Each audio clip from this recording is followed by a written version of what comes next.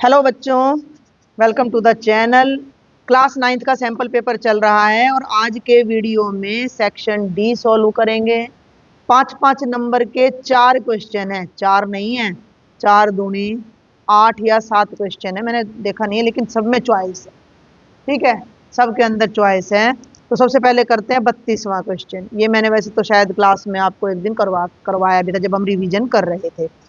अब यहाँ एक बात का ध्यान देना कि 32 पे ए लिख रहा है और 32 पे बी लिख रहा है, दोनों नहीं करने। बीच में क्या है, ये और है, या तो ऊपर वाला करना है या नीचे वाला। तो पहले ऊपर वाला देखते हैं हम कि 32वें में क्या कह रहा है कि यदि x बराबर है के स्क्वेयर और y बराबर है के, इस समीकरण का हल है तो k का मान ज्ञात करो। ठीक है भाई, समीकरण क्या दे रखा है हमें, ये मैंने 4.2 में कराया भी है तुम्हें, या दो चर वाला रैखिक समीकरण कौन सा है चैप्टर, ये अपना चौथा ही है मेरे ख्याल से, तो है ना, उसमें मैंने कराया था। अभी कल भी हमने क्लास में भी करा था कि ये एक समीकरण है और ये दोनों इसके अगर हल हैं तो के का मान ज्ञात करो। अब अगर ये दोनों इसके हल हैं तो इन दोनों को हम इस समीकरण में रख देंगे और बराबर 0 कर देंगे। एक सवाल किताब में भी है कि x बराबर है 3 और y बराबर है 4, यदि समीकरण का हल है तो k का मान ज्ञात करो। तो ये एक नंबर में भी आ सकता है और यही क्वेश्चन इन्होंने 5 नंबर में दे दिया। 5 में क्यों दिया वो भी मैं बताती हूँ। तो तुम यहाँ लिख दो x बराबर है के स्क्वेयर और y बराबर है के रखने पर, तो यहाँ तो तुम रख दो के स्क्वेयर घटा 5 के जमा 6 बराबर है 0। अब ये क्वेश्चन थोड़ा सा द्विघात बहुपद का बन गया, द्विघात समीकरण का बन गया, तो इसलिए इसको इन्होंने 5 नंबर में कर दिया। 5 का तो ये अभी भी नहीं है। अब इसमें दूसरी चीज आज आप क्या सीखोगे, इसके गुणनखंड करना। दूसरा चैप्टर मैंने रिवाइज कराया है, उसमें गुणनखंड सिखाए हैं। x की 2 घटा 5 के जमा 6, मध्य पद को तोड़ना है। मध्य पद में है 5, यहाँ है 6 और यहाँ है 1। 6 एकम 6। दो ऐसे नंबर ढूंढो जिनको जोड़ो तो 5 आए और गुणा करो तो 6 आए। 3 और 2, वेरी गुड, 3 और 2 5, और भाई 3 दूनी 6। तो इसको कर दो x नहीं, k की 2 घटा 5 की जगह ब्रैकेट में लगा दो 3 जमा 2 k और जमा का 6 बराबर है 0। केवल इसमें चेंज किया, बाकी जो था वैसे का वैसा लिख दिया। अब यहाँ एरो लगाया करो, बराबर है नहीं, k की 2 घटा ब्रैकेट खोलो तो ये घटा 3 के और घटा जमा घटा 2 के आ जाएगा। तो घटा 3 के घटा 2 के जमा 6 बराबर है 0। अब इन दोनों में से और इन दोनों में से, ये 8वीं में आ जाता है ये, इन दोनों में से के कॉमन ले लो तो ये बच गया के घटा 3। इन दोनों में से 2 कॉमन ले लो, 2 तो बाहर चला गया, के बच गया, और घटा जमा घटा 6 को 2 से भाग करोगे 3 बराबर है 0। इस रकम में भी के घटा 3 है और इस रकम में भी, तो के घटा 3 को बाहर ले लो तो ये तो बच गया के और ये बच गया 2 बराबर है 0। अब आपके में बहुपद है, बहुपद में ये बराबर में 0 नहीं आता। ये समीकरण वैसे तो आता है 10th क्लास में, पर इन्होंने दे रखा है तो कुछ कर नहीं सकते। अगला स्टेप क्या होगा कि तुम एक बार इसको 0 रखोगे और एक, क्यों, देखो अगर a और b की गुणा मैं कह रही हूं कि भाई 0 आ रही है तो या तो a 0 है, नहीं तो गुणा 0 आ नहीं सकती, क्योंकि अगर a गुणा b 0 है तो या तो a 0 होएगा या b 0 होएगा। तो आप क्या करो, एक बार तो k घटा 3 को 0 रख दो और एक बार k घटा 2 को। ये जो 3 है राइट साइड में जाके जमा का हो जाएगा तो k का मान 3 आ जाएगा, और ये भी राइट साइड में जाके तो k का मान 2 आ जाएगा। तो k का उत्तर 3 भी आ सकता है और 2 भी आ सकता है। तो थोड़ा अलग था इसलिए 5 नंबर में था, बुक में से नहीं है। इसी का बी पार्ट है, फिर बता रही हूं, दोनों में से एक करना है, ये बुक में से है। जांच करो कि निम्नलिखित में से कौन सा इस समीकरण का हल है। सबसे पहले तो समीकरण देख लो क्या है, x घटा 2y बराबर है 4, ब्लॉक लगाओ। समीकरण नंबर 1 कर दो। अब ये कह रहा है कि भैया ये 1 2 3 4 और 5 मान हैं और इन पांचों में से कौन कौन ऐसे हैं जो इस समीकरण को संतुष्ट करते हैं। 5 भाग है, 5 ही नंबर का क्वेश्चन है, ये ज्यादा आसान पड़ेगा अगर पेपर में ऐसा कुछ आता है तो सबसे पहला पॉइंट ले लो 0,2 और लिख दो समीकरण नंबर 1 में x बराबर है 0 और y बराबर है 2 रखने पर। अब मैं पहला भाग पूरे तरीके से बताऊंगी, बाकियों में मैं सीधा रख के दिखाऊंगी तुम्हें। समझ में आ रही बात? ये समीकरण है तो इसमें 0 घटा 2, भाई यहाँ इसकी जगह 0, यहाँ इसके बगल में 2 रख दो, ब्रैकेट में 2 बराबर है 4, एरो लगाओ 0 घटा 4 बराबर है 4, एरो लगाओ 0 में से 4 गया घटा का 4 और 4, क्या ये बराबर है? नहीं है, तो नहीं है का निशान लगा दो और लिख दो इसलिए 0,2 समीकरण नंबर 1 का हल नहीं है। ये 1 नंबर तैयार है। क्लियर हो गया? अब दूसरा भाग भी करना तो इसी तरह है पर मैं जरा जल्दी जल्दी करूंगी। अब समीकरण पे सभी बच्चों ने ध्यान देना है, बार बार समीकरण नहीं लिखूंगी मैं।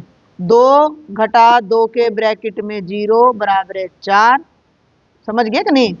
मैंने x की जगह तो 2 रख दिया, 2,0 है ना, और y की जगह मैंने यहाँ पर 0 रख दिया। तो 2 एकम 2, 2 को 0 से करोगे 0 बराबर है 4, 2 में से 0 गया 2 और 4 बराबर नहीं होते हैं, तो ये भी समीकरण का हल नहीं है। अब आ जाओ तीसरे भाग पे, ये समीकरण है और पॉइंट है 4,0, x की जगह 4 घटा 2,0 बराबर है 4, 4 घटा 0 बराबर है 4, 4 बराबर है 4, 4 बराबर है 4 आ गया, इसलिए 4,0 पूरा लिखोगे समीकरण नंबर 1 का हल है। चौथे पे आ जाओ, x की जगह वर्गमूल 2 रख दो, ये है चौथा, और y की जगह 4 वर्गमूल 2 रख दो। यहाँ मैं एक बार फिर ब्लॉक लगा दूं क्योंकि वो पेज ऊपर चला गया है। ये समीकरण है, इस पे ध्यान देना। x की जगह वर्गमूल 2 घटा 2, y की जगह 4 वर्गमूल 2 बराबर है 4। ये थोड़ा सा तंग कर सकता है। वर्गमूल 2, 4 दूनी 8 वर्गमूल 2 बराबर है 4। भाई वर्गमूल 2 को एक पेन मान लो, 1 पेन घटा 8 पेन, 1 में 60 गया -7, वेरी गुड।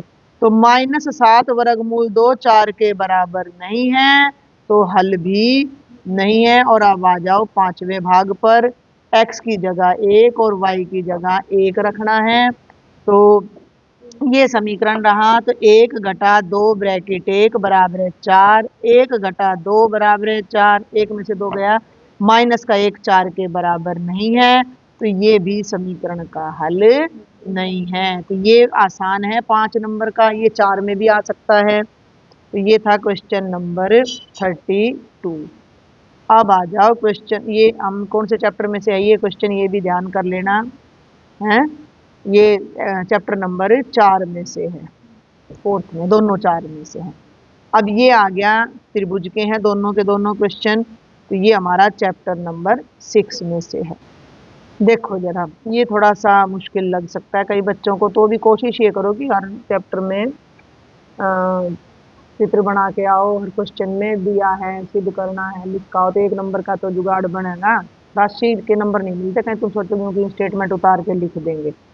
देखो जरा, एक त्रिभुज ABC की 2 भुजाएं AB और BC और माध्यिका AM। देखो मैं यहाँ डायग्राम बना दूं पहले, बड़े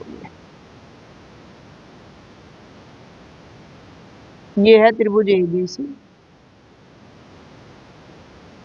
ये है त्रिभुज PQR ABC और ये है PQR। क्या कहता है, बात को समझना, राशि समझने की है बस, कि 2 भुजाएं AB और BC और माध्यिका AM। माध्यिका क्या होती है? BC भुजा का मध्य बिंदु है M, मध्य बिल्कुल बीच का, और उसको जब इससे मिलाएं तो ये हमारी माध्यिका बनती है। AB BC और ए एम, ये तीनों भुजाएं पी क्यू, क्यू आर और पी एन के बराबर हैं। कहानी समझ में आ गई कि इसकी, एक मिनट रोटेट हो गया था, इसकी भुजा ए बी तो पी क्यू के बराबर है, तो इसे आप लिखोगे, दिया है त्रिभुज ए बी सी व त्रिभुज पी क्यू आर में ए बी की लंबाई पी क्यू के बराबर है, पहली चीज। दूसरी चीज, बी सी की लंबाई क्यू आर के बराबर है। और तीसरी चीज, ए एम माध्यिका पी एन माध्यिका के बराबर है, यानी इसका मध्य बिंदु ले लें और ये अगर हम पी एन, ये सीधा समझ लेना पी एन ले लें, तो ये दोनों आपस में बराबर हैं। ये सारा हमें दे रखा है, सिद्ध करें, सिद्ध करें। ये दो चीज हमें सिद्ध करनी है। इंग्लिश मीडियम वाले बच्चे भी समझ सकते हैं कि कोरस्पॉन्डिंग साइड्स इक्वल दे रखी हैं, मीडियंस इक्वल दे रखे और ये कॉन्ग्रुएंट प्रूव करने हैं। पहला क्या दिखाना है कि ए बी एम त्रिभुज जो है वो पी क्यू एन के सर्वांग सम है, और ए बी सी त्रिभुज जो है वो पी क्यू आर के सर्वांग सम है। अब सुनो मेरी बात, ए बी एम का मतलब मैं निशान लगा दूं कि ये त्रिभुज को तो इस त्रिभुज के सर्वांग सम दिखाना है, और फिर इस बड़े त्रिभुज को बड़े के दिखाना है। देखो अब एक बात बताऊं, छोटी सी कभी मुजबानी सवाल है, इस फिरोजी वाले दोनों त्रिभुजों को देखो, निशान लगाना भूल गई मैं यहाँ पे, तो इन दोनों फिरोजी त्रिभुजों में दो चीजें तो बराबर हैं, अगर तुम देख पा रहे हो, एन पी और ए एम, ये भुजा इसके बराबर है और ये भुजा इसके। अब या तो हमें इनके बीच का कोण पता होना चाहिए, जो कि नहीं पता, लेकिन ये 90 नहीं है, ये थोड़ा डायग्राम में गड़बड़ है, मैं डायग्राम बनाना तो टेढ़ा चाहती, ये 90, देखो इसमें देखो थोड़ी सी टेढ़ी है ये नहीं, इसमें देखो 90 जब तक ना कह दे ना एग्जामिनर, तुम्हें नहीं मानना, ये तो हल्की सी टेढ़ी है। ध्यान से देखो कि जो BC है वो क्यू आर के बराबर है, और M इन दोनों का मध्य बिंदु है, तो याद आधा भी तो बराबर होएगा। ठीक है, समझ में आ गई बात। ये बात यहाँ दिया है, मैं लिखना चाहो तो लिख लो, नहीं तो माध्यिका दे ही रखी है, यहाँ लिखना चाहो तो लिख सकते हो। चौथी बात कि M व N क्रमशः BC व क्यू आर के क्या है, मध्य बिंदु है। तो बस पहला भाग तो अब अगर कोई बच्चा यहाँ तक भी क्वेश्चन कराया तो 2 नंबर मिलता है। पर ये जो चीज है ना, ये जो चीज है ये हमने खोल के लिखी है, यहाँ इसने यहाँ लिख नहीं रखी थी, तुमने उसको बराबर के निशान लगा लगा के यहाँ दिखाया है। क्लियर है? चलूं अब प्रमाण पे, तो थोड़ा सा इसको ना ऐसा कर लेते हैं कि आपको एक ही फ्रेम में त्रिभुज दिख जाए। फिरोजी वाले त्रिभुज देखने हैं, त्रिभुज ए बी एम व त्रिभुज पी क्यू एन में देखो, ए बी तो पी क्यू के बराबर है, कारण लिख दो, दिया है, और भाई साहब ए एम पी एन के बराबर है, ये भी दिया है। अब इनकी तो भुजाएं ये दोनों हैं, अगर बी एम और क्यू एन बराबर आ जाए तो अपना काम चल जाएगा। अब यहाँ लिखो एक लाइन, अब ठीक है, क्या लिखोगे, क्योंकि बी सी क्यू आर के बराबर है, दिया है, तो BC का आधा और क्यू आर का आधा भी बराबर होएगा। BC का आधा हो गया BM और क्यू आर का आधा हो गया क्यू एम। 1 2 और 3, तीनों भुजाएं, एक त्रिभुज की तीनों भुजाएं उसकी तीनों भुजाओं के बराबर आ गई, तो त्रिभुज कौन से नियम से सर्वांग सम, वेरी गुड। तो इसलिए एस एस एस सर्वांग समता नियम से त्रिभुज ए बी एम सर्वांग सम हो गया पी क्यू एम। ये हो गया हमारा पहला भाग पूरा। ठीक है, पहला भाग बिल्कुल आसान था। अब दूसरे भाग पे आ जाओ। दूसरे भाग में डायग्राम इधर देखते हैं, बड़ा त्रिभुज और बड़ा त्रिभुज दिखाना है, यानी पहले तो इनके नाम लिख लो, त्रिभुज ए बी सी व त्रिभुज पी क्यू एन में। सुनो मेरी बात सुनना, हमें इस तीसरी भुजा के बारे में कुछ नहीं पता, तो हम कुछ नहीं करेंगे। ये तो इसके बराबर है और ये इसके बराबर है, अगर ये कोण बराबर आ जाए तो ये दोनों सर्वांग सम हो गए, अगर ये कोण बराबर आ जाए तो ये सर्वांग सम हो गए, पक्का। तो ये कोण तो पहले से बराबर है, क्यों, क्योंकि ये लेफ्ट वाला त्रिभुज इस लेफ्ट वाले के सर्वांग सम है, तो बी कोण किसके बराबर हो गया? ठीक है, पी क्यू आर। हाँ वेरी गुड, थैंक यू। हाँ यहाँ पी क्यू आर आएगा, अभी एन नहीं आएगा, बहुत बढ़िया। तो अब तुम्हें ये ध्यान देना है कि बी कोण किसके बराबर है? क्यू के। तो पहले तो ये बात यहीं लिख लो, चाहे नहीं तो ऐसे लिख लो, ए बी पी क्यू के बराबर है, गिवन है, दिया है। और बी सी क्यू आर के बराबर है, ये भी दिया है। और क्योंकि त्रिभुज A B M P Q N के सर्वांग सम हो चुका है, तो जो बी पे कोण बनेगा और जो क्यू पे बनेगा वो बराबर होगा सीपीसीटी से। अब इन तीनों को देखो, तो दो कोण, दो भुजा और एक कोण, तो साइड एंगल साइड सर्वांग समता नियम से जो बड़ा त्रिभुज एबीसी है वो भी पी क्यू आर के सर्वांग सम हो जाएगा। और ये ऊपर वाला ही आसान पड़ता है, ये जो नीचे वाला है ना, ये बिल्कुल भी आसान नहीं है, शायद बुक में से भी नहीं है। अब आ जाओ इसकी इंटरनल चॉइस पे। थोड़ा सा टिपिकल है ये क्वेश्चन, मुश्किल मतलब उलझा हुआ है थोड़ा सा, आपको ध्यान ज्यादा देना पड़ेगा। यदि एक त्रिभुज एबीसी की भुजाओं ए बी और ए सी पर, डायग्राम बनाती हूँ मैं यहाँ पहले अगर बनता है तो, ये है त्रिभुज ए बी सी बीच में, ठीक है, और इसकी भुजाओं ए बी। अब ये जो ए बी भुजा है, इस पर एक समबाहु त्रिभुज बनाया गया है, ठीक है, यानी कि ये तीनों बराबर, समझ में आ गई बात। और ये जो भुजा ए सी है, यानी इस वाली पे भी एक समबाहु त्रिभुज बनाया है, समबाहु, इसको बल्कि थोड़ा सा और आगे ले लेना, ये तुम्हें थोड़ा समझना पड़ेगा कॉन्सेप्ट कि ये तो तीनों बराबर। आ रही है यहाँ तक कहानी समझ में? और ये त्रिभुज खींचे गए ए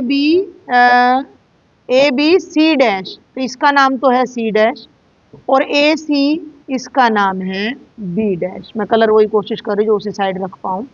तो सिद्ध कीजिए कि सी सी डैश और बी बी डैश बराबर। सी सी डैश कहाँ है? सी सी डैश तो कहीं है ही नहीं। अब ये सी सी डैश को लाओ बीच में, एक बार कलर चेंज करते हैं, ये लेते हैं, ठीक है। सी सी डैश, देखो ये कहाँ ले जा रहा है क्वेश्चन को,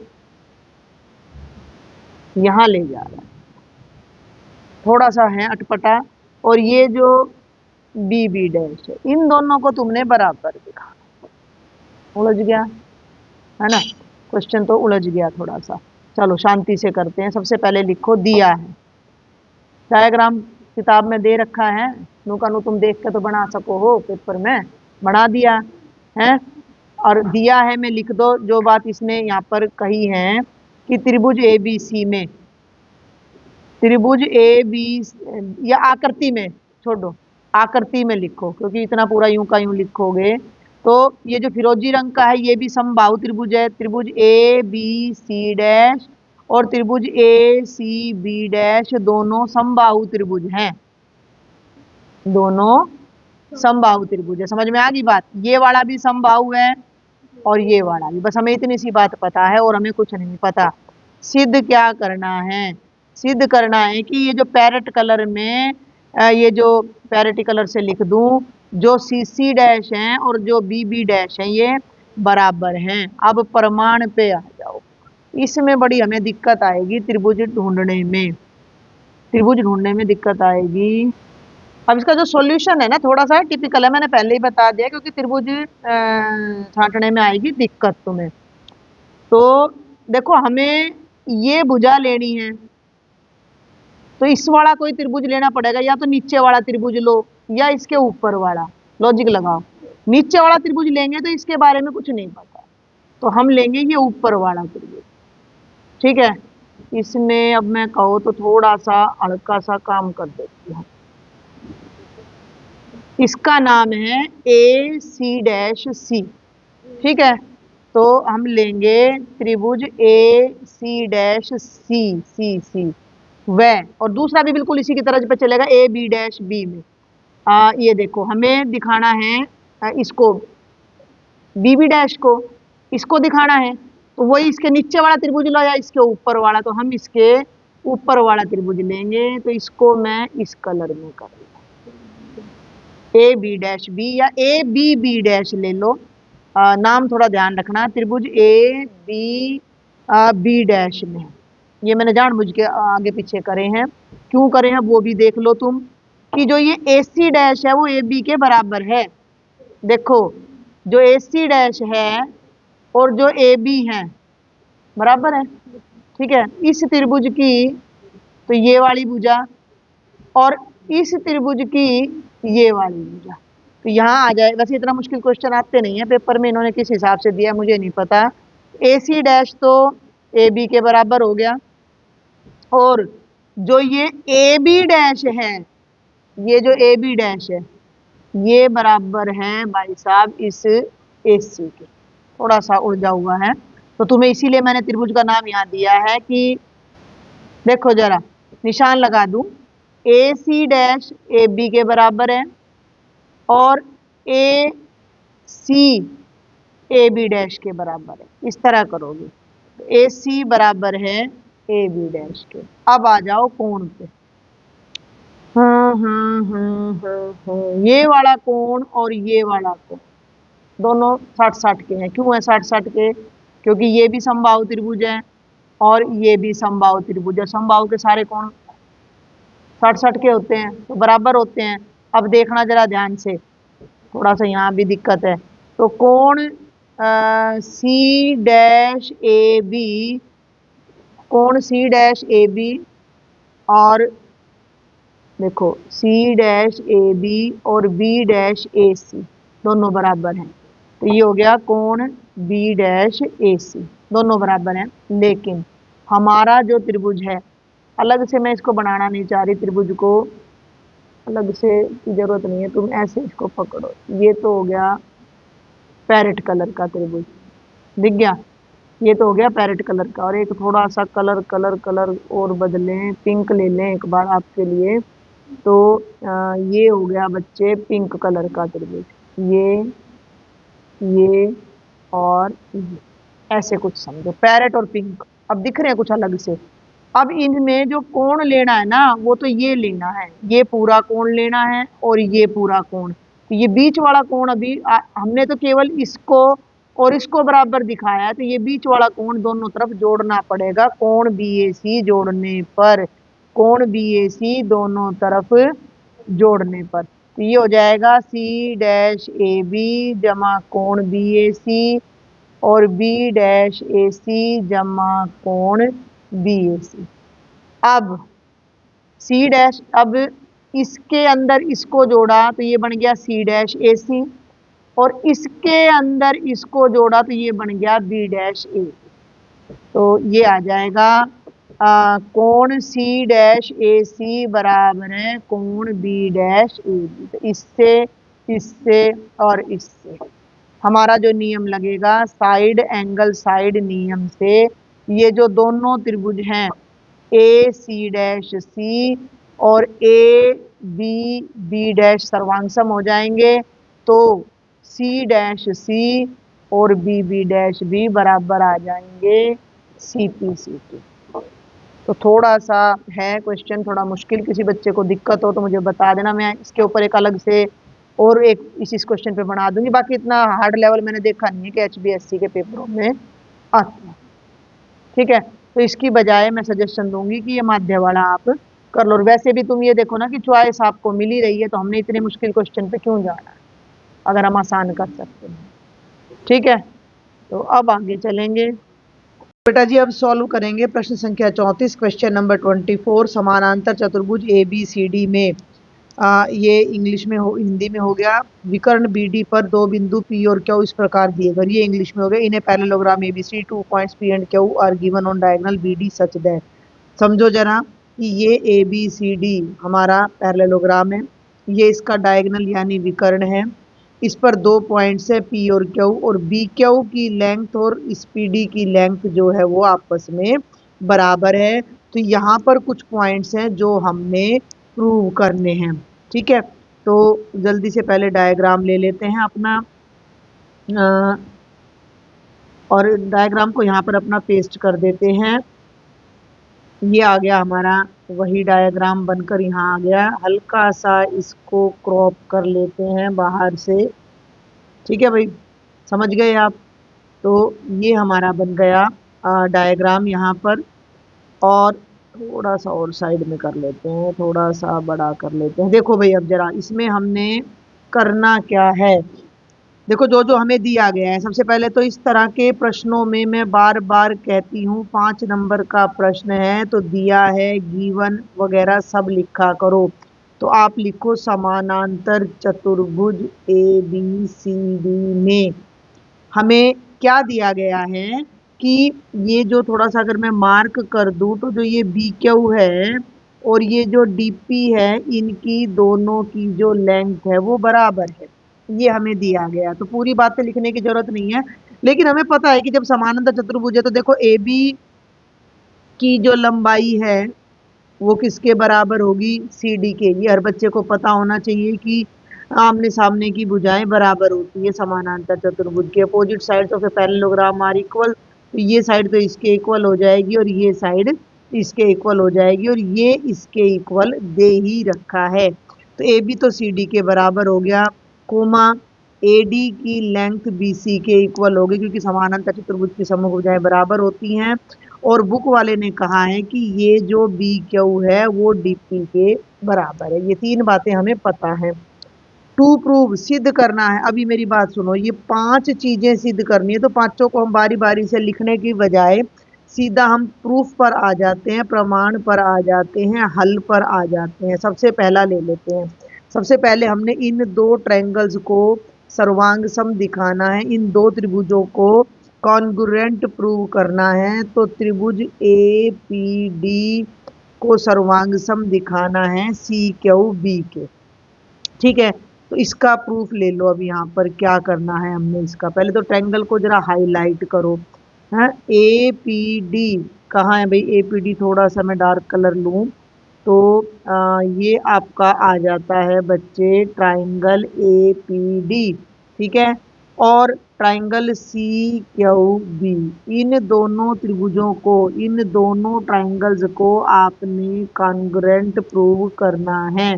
ठीक है, तो देखो जरा ध्यान से, त्रिभुज ए पी डी व त्रिभुज सी क्यू बी में, अब दिमाग लगाओ कि इनमें क्या क्या बराबर हो सकता है।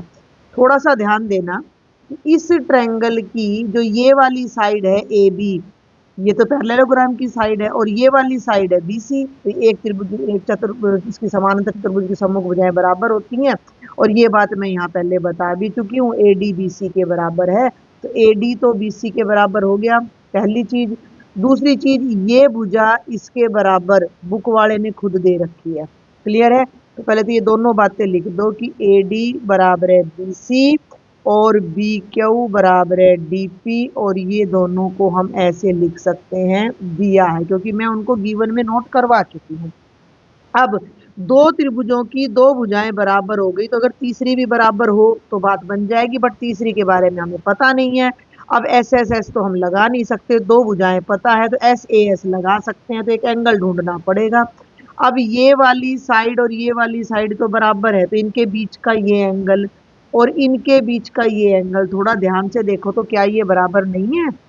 भाई मेरी बात को सुनो ध्यान से, कि अगर मैं यहाँ अलग से एक समानांतर चतुर्भुज बना दूं, 1 मिनट, अगर मैं यहाँ एक समानांतर चतुर्भुज बना दूं, तो ये देखो, अगर ये विकर्ण मैं यहाँ खींच दूं, तो ये कोण और ये कोण बराबर होंगे कि नहीं होंगे?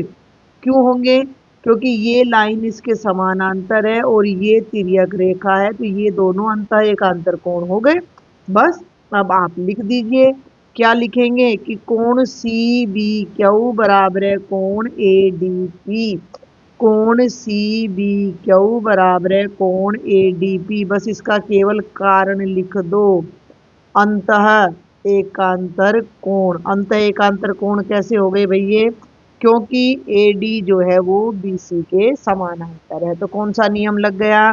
S A S. इसलिए SAS सर्वांग समता नियम से क्या होगा? त्रिभुज, इसने कौन सा त्रिभुज पूछा था? APD सर्वांग सम हो गया त्रिभुज CQB के। तो ये हमारा पहला पार्ट आ गया। अब इसको ना यहाँ से मैं थोड़ा साफ कर देती हूँ और अब ध्यान से देखो कि हमने इस ट्रायंगल को इसके सर्वांग सम प्रूव कर दिया और हमारा जो दूसरा भाग है उसमें AP और CQ बराबर दिखाने हैं। अब AP तो ये साइड हो गई और CQ ये साइड हो गई। जब ये दोनों ट्रायंगल ऑलरेडी दोनों ट्रायंगल्स कॉन्ग्रुएंट हो गए, सर्वांग सम हो गए, तो बाकी की भुजाएं भी तो बराबर हो जाएंगी। तो AP तो CQ के बराबर हो गया। तो दूसरा भाग हमारा यहाँ अपने आप प्रूव हो जाता है कि क्योंकि त्रिभुज APD सर्वांगसम है CQB के, इसलिए AP की लंबाई CQ के बराबर हो जाएगी, जिसे बोला जाता है CPCT, यानी कि corresponding parts of congruent triangles are equal. हो गया दूसरा भाग। अब तीसरे पे आ जाओ। AQB और CPD, थोड़ा डार्क कलर लेते हैं। AQB, अब जरा ध्यान दें। AQB, AQ और B, ये ट्रायंगल बन जाता है। और दूसरा है CPD, हल्का सा आप भी अपनी नोटबुक में या इसमें मार्क कर लिया करो, जिन बच्चों को एक बार में याद ना हो। तो ये दोनों ट्रायंगल अब हमने कॉन्ग्रुएंट दिखाने हैं। ये भी हो गई भाई, कैसे हो गए ध्यान से देखो इन दोनों को। ये वाली साइड तो इसके इक्वल है, ठीक है इक्वल भाई, पैरेललोग्राम की भुजाएं हैं, समानांतर चतुर्भुज की भुजाएं हैं, और ये साइड इसके इक्वल दे रखी है बुक वाले ने। हो गया। अब बच गया एंगल, तो ये वाला जो एंगल है वो इसके इक्वल हो गया, क्योंकि ये भी अंत एकांतर है। तो बस हो गया, इसको लिख दो फटाफट से। तीसरे भाग पे आ जाओ। त्रिभुज ए, देखो यहीं से नाम उठा लेना।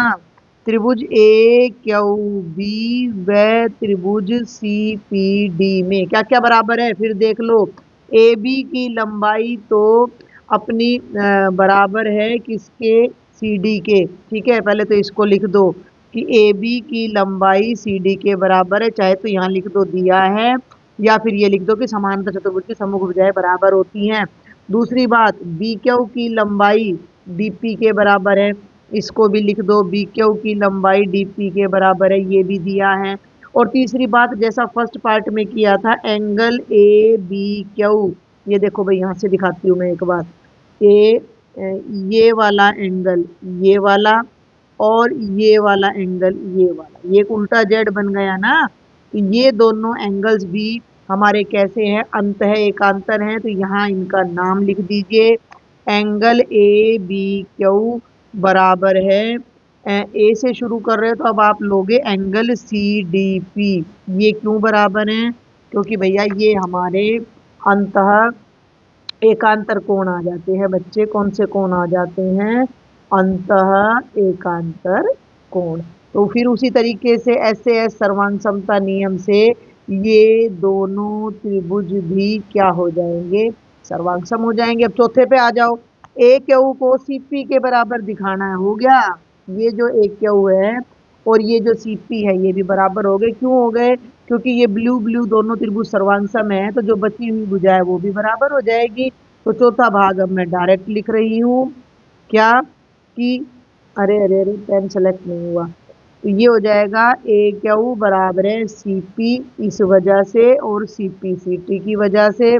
और पांचवें पे आ जाओ कि APCQ समानांतर चतुर्भुज है। ये तो हो गया, ये तो हो गया समानांतर चतुर्भुज। कैसे हो गया देखो भाई। APCQ कौन सा है? अब एक्स्ट्रा को मिटा दो पहले तो यहाँ, और जो मेन काम है ना उस पे आ जाओ।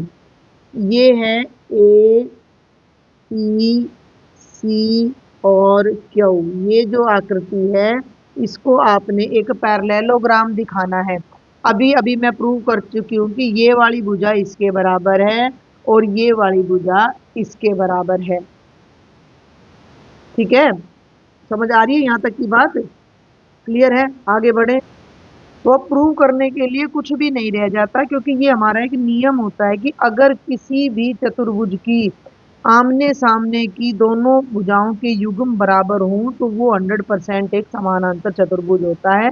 और भाई ये तो एक नंबर का है ना, तो यहाँ प्रूव करने की जरूरत नहीं, इसका प्रूफ आपकी बुक में ऑलरेडी है। तो बस सिंपल ये लिख दो कि भैया ए क्यू, देखो ए क्यू तो सीपी के बराबर है, और दूसरी भुजा का नाम क्या है, ए पी सी क्यू के बराबर है, और ए पी सी क्यू के बराबर है, इसलिए ए पी सी क्यू एक क्या बन जाएगा, पैरेललोग्राम बन जाएगा।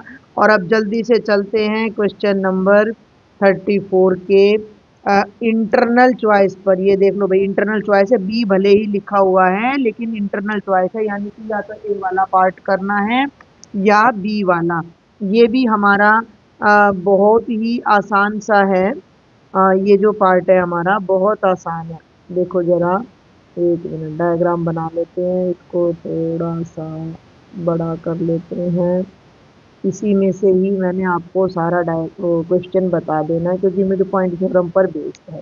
क्या कहता है कि त्रिभुज ए बी सी में in triangle E is the mid point of median A D of triangle A B सी।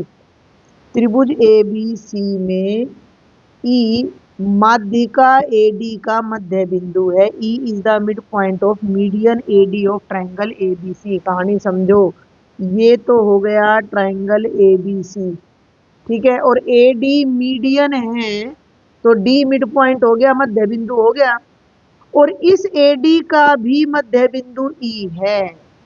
यहां तक की बात को समझें पहले कि त्रिभुज ए बी सी में एडी माध्यिका है। एडी इज द मीडियन, माध्यिका है का मतलब डी बिंदु जो है वो बीसी का क्या है, मध्य बिंदु है। डी बिंदु बीसी का क्या है, मध्य बिंदु है। पहली चीज तो ये हमें दे रखी है, इसको तुम गिवन में लिख सकते हो, दिया है में लिख सकते हो। दूसरी चीज हमें क्या दे रहा है कि एडी का जो मध्य बिंदु है वो ई है। एडी का मध्य बिंदु ई है। ये दो बातें बुक वाले ने हमें दी और दोनों मैंने यहाँ लिख दी। अब देखो, बीई को एसी से एफ पर मिलने के लिए बढ़ाया गया है। BE is produce to meet AC at F.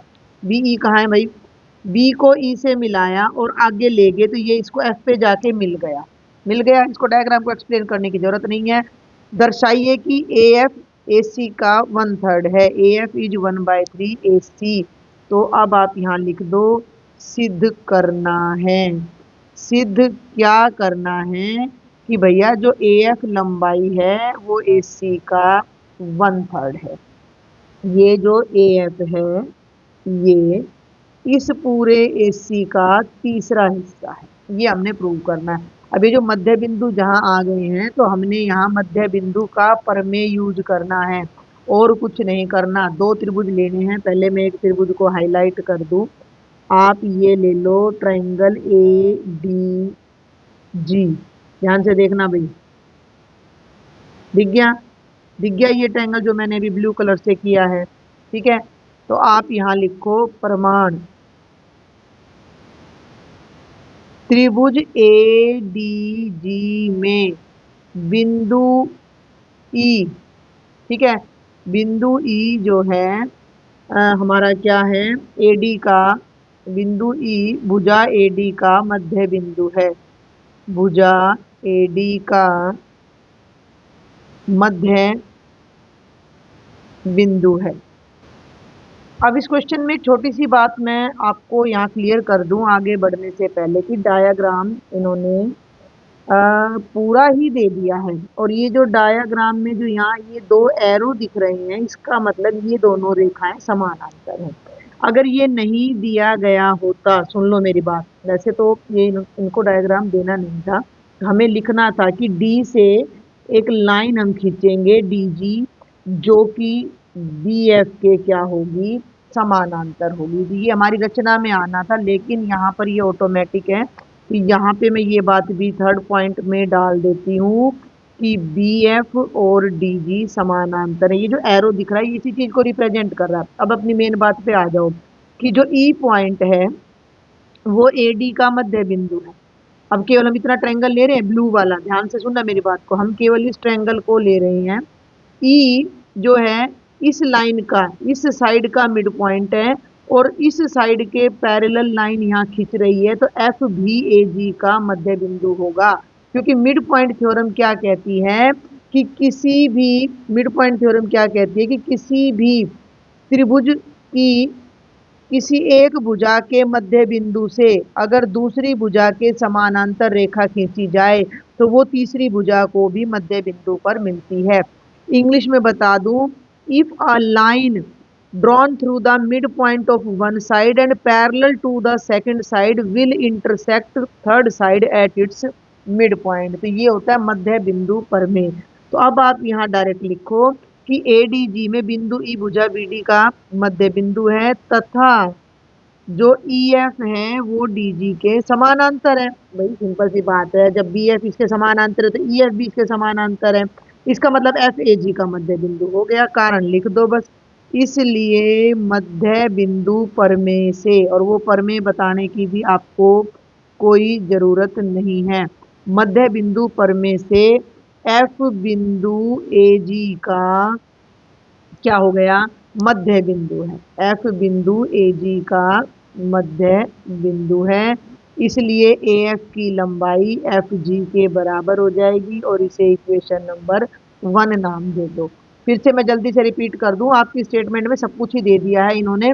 ई तो इसका मिड पॉइंट है, डी इसका मिड पॉइंट है, और इसने बी एफ को बढ़ाकर बीई को बढ़ाकर एफ तक भी ले गए। ये काम हमें करना था लेकिन बुक वाले ने खुद ही दे रखा है, एरो दे रखा है कि ये जो डीजी है वो ई एफ के पैरेलल है, तो मैंने ये वाला ट्रायंगल लिया, ठीक है। ई मध्य बिंदु से, एक भुजा के मध्य बिंदु से इसके समानांतर लाइन खींची तो एफ ए जी का मध्य बिंदु हो गया। अब तुम लोगे दूसरा त्रिभुज, यहाँ कलर चेंज कर देती हूँ मैं, मैरून रेड ले लेते हैं थोड़ा सा, देखिए जरा। अब मैं कौन सा ट्रायंगल लूंगी, अब मैं लूंगी ट्रायंगल बी सी और एफ, बी एफ सी कह लो या बी सी एफ कह लो। अब मैं ये रेड वाला ट्रायंगल लूंगी। अब इस रेड ट्रायंगल में ध्यान देना, बी डी का मिड पॉइंट डी है और डी से एक लाइन खींची गई है जो बी एफ के पैरेलल है, तो फिर से मिड पॉइंट थ्योरम से जो जी है वो एफ सी का मिड पॉइंट हो जाएगा। उल्टा ट्रायंगल चल रहा है, ये समझ रहे हो ना। मत जिसको मिड पॉइंट थ्योरम आती है उसके लिए इस क्वेश्चन में कोई दिक्कत नहीं है, कोई भी। D is the mid point of B C and D G is parallel to B F, तो G is also mid point of F C. तो बस इस बात को अब आपने लिख देना है। तथा यहाँ मैं कलर बदल रही हूँ, त्रिभुज बी सी एफ में डी भुजा बी सी का क्या है, मध्य बिंदु है। डी भुजा बी सी का मध्य बिंदु है और डी जी समानांतर है बी एफ के, ठीक है। डी जी समानांतर है बी एफ के, इसलिए फिर से वही मिड पॉइंट थ्योरम या मध्य बिंदु परमेय द्वारा क्या आ जाएगा, जी जो है जी हो जाएगा एफ सी का मिड पॉइंट। तो यहाँ इस बात को लिख दो कि एफ सी का मध्य बिंदु क्या हो गया, जी है, तो एफ जी जी सी के बराबर हो गया। ये बन गई इक्वेशन नंबर 2।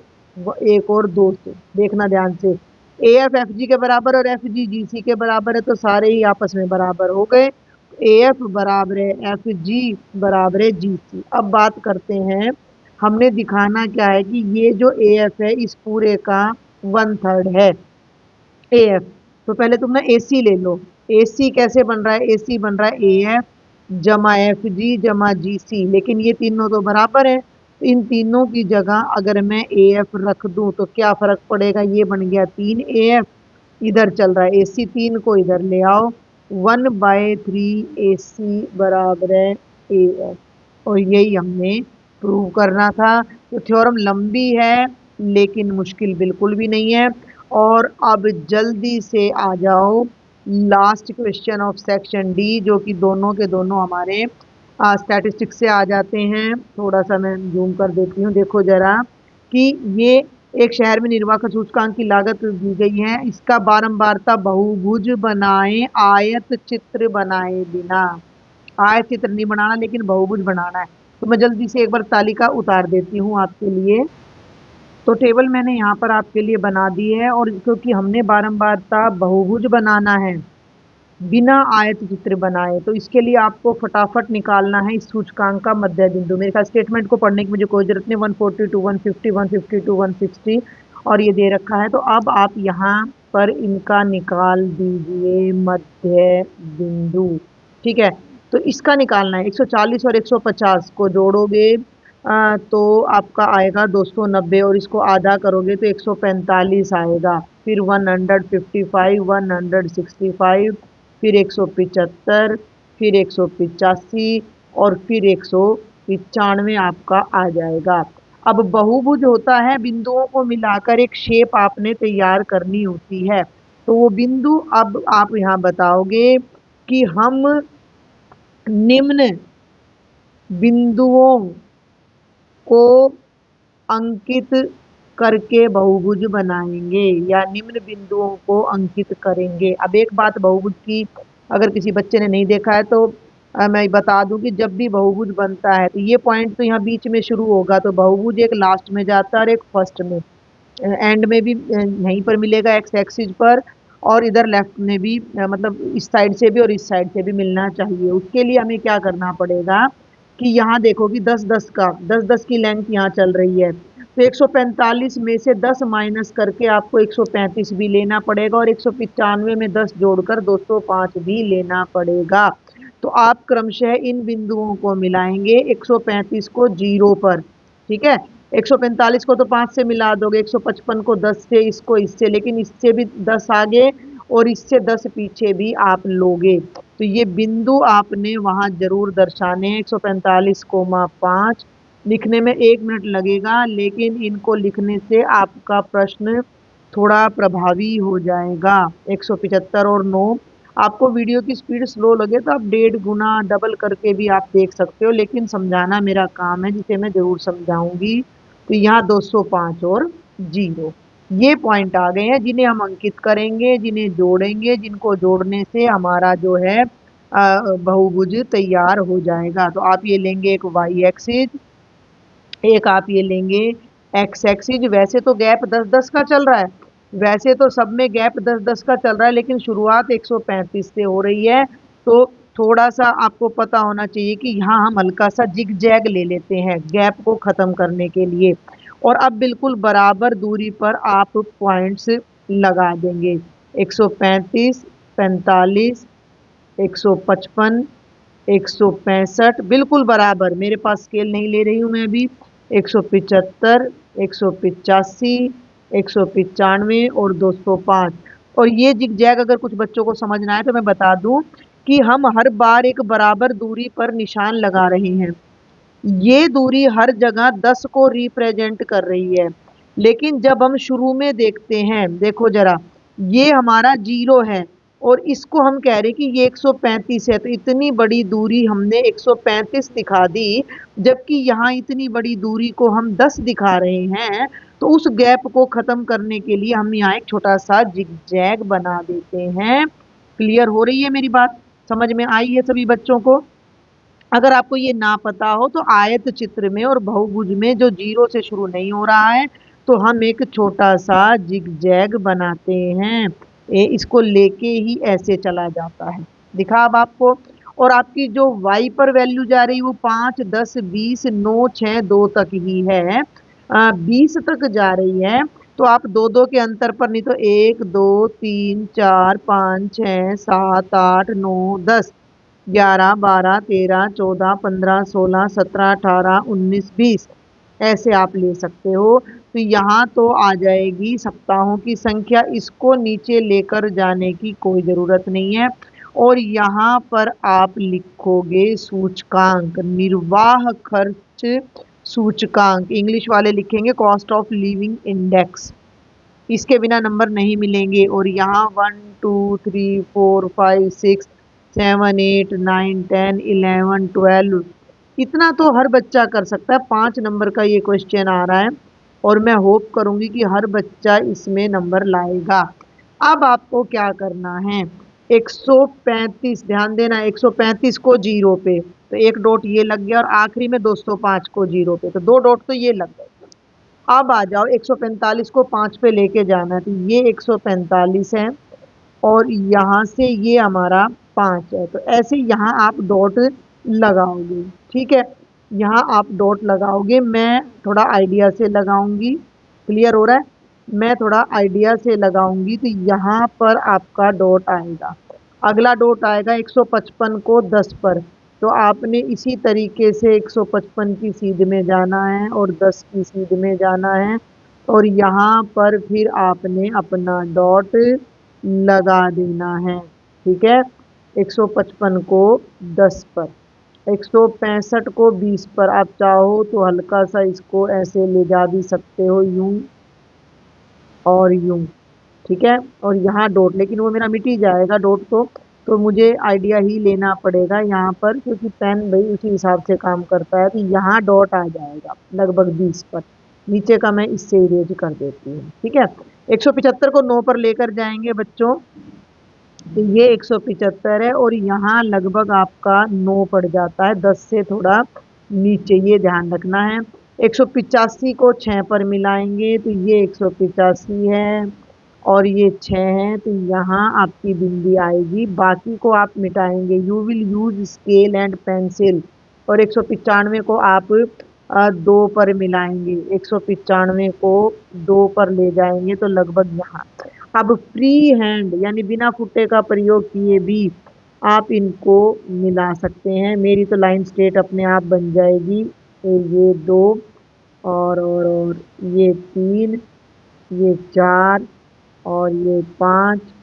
अरे ये थोड़ा सा टेढ़ा हो गया, बिल्कुल टेढ़ा भी नहीं करना है आपने, कहीं आप सोचो कि भैया मैं बिल्कुल टेढ़ा कर दूं। 5 और ये 6, और इसको यहाँ मिलाएंगे, तो ये आपका बहुभुज बनकर तैयार हो जाएगा बिना आयत चित्र के। और अब जल्दी से इसी सेक्शन में जो इंटरनल चॉइस हमें दी गई है उसको देखते हैं, क्या कहती है इंटरनल चॉइस। ये देखो, ये बहुत बार रिपीट होता है, this is most repeated question. मैं कहूँगी कि ये 9th क्लास के एग्जाम्स में मोस्ट रिपीटेड क्वेश्चन है। ये कहता है कि दी गई तालिका आपको नियोन लैंपों का जीवन काल बताती है, ये दी गई जानकारी को आयत चित्र की सहायता से दर्शाइए। मैं डायरेक्ट आयत चित्र बना रही हूँ, डाटा आप यहीं से ले लीजिएगा। तो ये हमारा बी पार्ट हो जाता है, ये वाई अक्ष, और एक्स अक्ष को मैं फिर थोड़ा सा जिगजैग लेकर आगे लेकर जाऊंगी। इसको आप एक्स और वाई नाम देते हो तो बहुत अच्छा है, नहीं तो ये है जीवन काल घंटों में।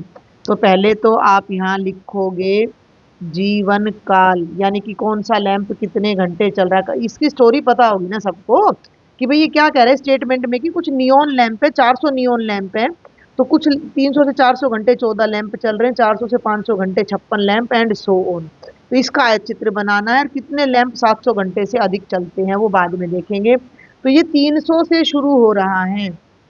अब आप यहाँ पर बराबर दूरी पर निशान लगा दीजिए, 300, 400, 500, 600, 700, 800, 900 और 1000, और इनके नीचे आप इनको लिख दीजिए 600, 700, 800, 900 और 1000।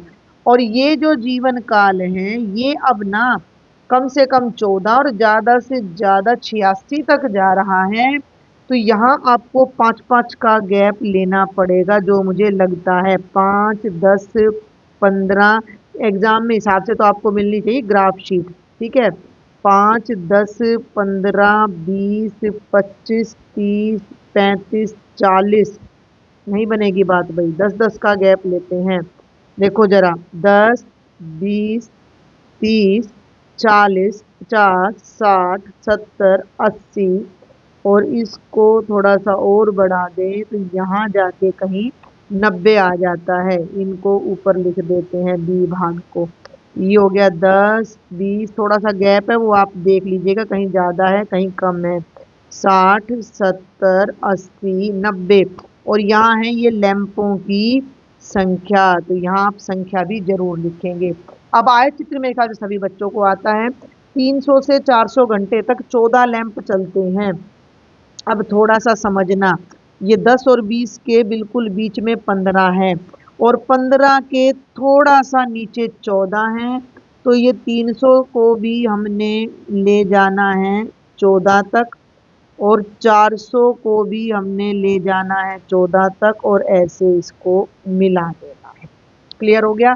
यहाँ आप 14 लिख भी देना। अब आगे चलूँ तो 400 से 556 है। भाई 56 कहाँ मिलेगा? ये 50 और 60 के बिल्कुल बीच में 55 है और 55 से थोड़ा सा ऊपर 56 आएगा। ठीक है, 55 से थोड़ा सा ऊपर 56 आएगा। अगर मैं यहाँ से एक आइडिया लाइन खींचूँ तो वो लगभग ये बनेगी। अब आपने 500 से एक लाइन को यहाँ तक ले जाना है। बिल्कुल नहीं, 500 से नहीं भाई, एक मिनट, 400 से 500 है ना, तो 400 से एक लाइन को यहाँ तक ले जाना है। ठीक है, ये थोड़ी सी टेढ़ी है, टेढ़ी बिल्कुल भी नहीं होनी चाहिए।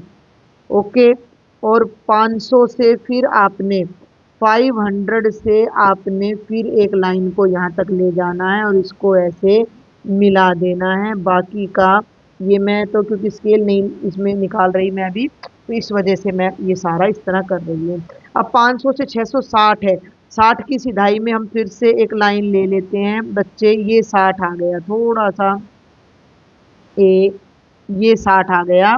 तो अब आप क्या करिएगा, अब आप इस 500 वाली लाइन को भी ले जाएंगे, इस 500 वाली लाइन को भी ले जाएंगे और 600 वाली लाइन को भी 60 तक ले जाएंगे। ठीक है, तो इसको तो मैंने यहीं बढ़ा देना है बस थोड़ा सा, और ये मैं ले गई 600 वाली लाइन को, हो गया, और इसको यहाँ मिला दिया। बाकी सारा भाग आप इरेज कर दोगे और इन पर लिखिए 14 फिर 56 फिर 60। अब 600 से 786 है, 86 कहाँ होगा? ये 80 और 90 के बीच में 85 है, तो थोड़ा सा ऊपर 86 आएगा। अब आपने ले जाना है 600 वाली लाइन को भी 86 तक और 700 वाली लाइन को भी 86 तक, इनको मिला देना है, यहाँ 86 लिख देना है, बाकी को इरेज कर देना है। समझ गए होंगे? और 700 से 874 है, 74 कहाँ होगा? तो बच्चे ये 70 और 80 के बीच में 75, एक मिनट भाई, ये 75 75 के थोड़ा सा नीचे जाओगे तो ये 74 थोड़ा टेढ़ा जा रहा है, 74 काफी टेढ़ा चला गया। एक मिनट भाई, ये लगभग 74 आएगा। और ध्यान देना 700 से 800, तो 700 वाली लाइन तो यहाँ रुकी गई, अब 800 वाली लाइन को यहाँ तक ले जाकर रोक देना है। तो 800 से हम लाइन लेंगे जो 74 तक चली जाएगी, इसको यहाँ मिलाएंगे, यहाँ 74 लिखेंगे, बाकी का भाग इरेज कर दिया मैंने। ठीक हो गया? जहाँ भी कोई कमी है उसे आप कवर कर देंगे। अब फटाफट आगे चलो, 800 से 962, तो 60 से थोड़ा सा ऊपर यहाँ 62 मिलेगा।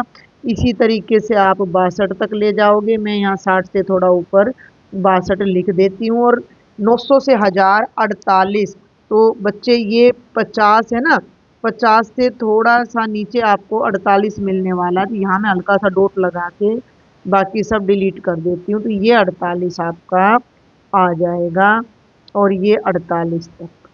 कोई भी आपके डायग्राम में कमी नहीं रहनी चाहिए, फुटे से, स्केल से और पेंसिल से आपने इसको बनाना है। तो ये तो हो गया हमारा पहला पार्ट आयत चित्र का। और दूसरे पार्ट का अगर आप आंसर नहीं देते हो तो आपका एक नंबर कट जाएगा। दूसरे पार्ट में क्या पूछा है कि कितने लैंपों का जीवन काल 700 घंटे से ज्यादा है? तो 700 यहाँ से भी कर सकते हो आप इस काम को, देखो ये है 700, तो 700 से ज्यादा 74, 62 और 48, इन तीनों को जोड़ दो, या आप यहाँ से कर सकते हो 700 से ज्यादा ये, तो एक छोटी सी लाइन आप यहाँ लिखोगे 700 घंटे से। इसको मैं करते करते एक बात और आपको बता दूं कि अगर आपका ये पेपर बढ़िया से हो जाता है तो 10th क्लास में शुरू से अगर आप लाइव क्लास के माध्यम से मेरे से पढ़ना चाहते हो तो आप अभी से मेरे चैनल को सब्सक्राइब कर लीजिए। 10th क्लास का सिलेबस भी मेरे चैनल पर अपलोड है, और अगर अच्छे बच्चे जुड़ जाते हैं तो मैं लाइव क्लास से आप सबको पढ़ाऊंगी। तो आपकी तैयारी शुरू से ही बहुत अच्छी होगी। तो 700 घंटों से अधिक जीवन काल वाले लैंपों की संख्या वाले लैंपों की संख्या बराबर है 74 जमा 62 जमा 48, 8 और 10 और 4 14, 1 4 और 1 5, 6 और 5 11 और 7 18, तो 184 आपका आंसर आ जाएगा। तो बेटे ये था कंप्लीट सेक्शन डी। अब हमारा रह जाता है सेक्शन ई। वीडियो बहुत लंबा हो जाएगा, इसलिए सेक्शन ई का सॉल्यूशन मैं नेक्स्ट वीडियो में करूंगी। तो मिलते हैं नेक्स्ट वीडियो में। Thank you.